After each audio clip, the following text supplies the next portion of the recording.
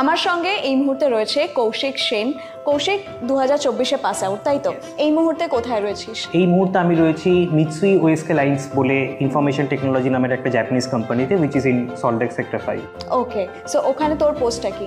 আমি currently associate global support ডেজিগনেশনে রয়েছি, which is under global information concerns department, which is actually supporting the all over world for the MOL company.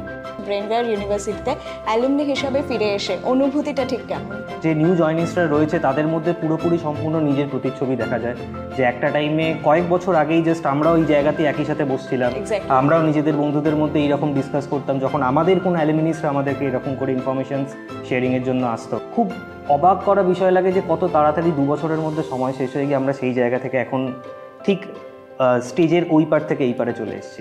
একদমই তাই। এবং ইউনিভার্সিটিতে কাটানো সবথেকে প্রিয় স্মৃতি কোনটা?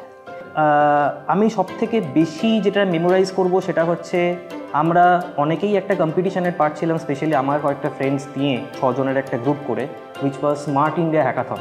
তো সেইটার জন্য আমরা যে পরিমাণে আমাদের টিচার্সদের সাথে স্ট্রাগল করেছিলাম, নট অনলি একজন স্পেসিফিক টিচার্স, ওভারঅল দ্য ডিপার্টমেন্টসকে নিয়ে, সেইটা একটা স্মৃতি ছিল অবভিয়াসলি, কারণ সেই অ্যাচিভমেন্টটা আমাদের কাছে এখনও একটা সেরা পর্যায়ে রয়েছে। তার সাথে সাথে ক্লাসের মধ্যে টিচার্সদের সাথে সাথে একটা ইনফর্মাল যে কমিউনিকেশন, বন্ধুদের মতো ফ্রেন্ডলি পর্যালাপ চলে, সেই একটা জিনিস, কারণ সেটা তো কর্পোরেট লাইফ অবভিয়াসলি। ছাত্র জীবনের কোন জিনিসটা চাকরি জীবনে সব থেকে বেশি করে মিস করছিস?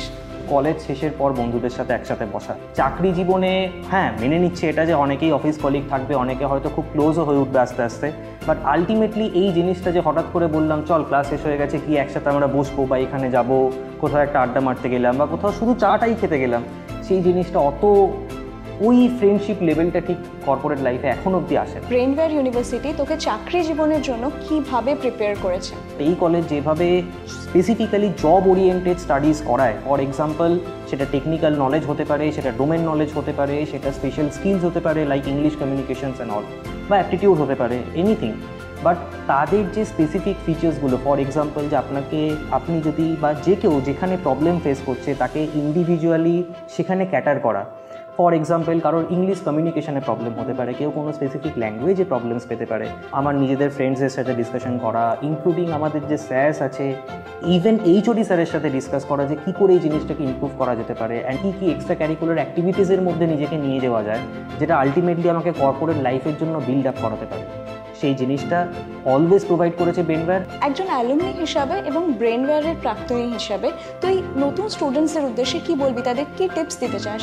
আমি এটা 100% অ্যাসিউরিটি দিয়ে বলতে পারি, একটা চাকরি করার জন্য যত রকম সাপোর্ট প্রোভাইড করা দরকার তার 100%টাই ব্রেনওয়্যার প্রোভাইড করবে। অনেকেই মনে করে যে আমাদের থেকে যে প্রফেসরসরা রয়েছেন তারা অনেকটাই হাইলি নলেজেবল, তো আমি তাদেরকে ডিরেক্টলি বা পার্সোনালি কী করে অ্যাপ্রোচ করতে পারি।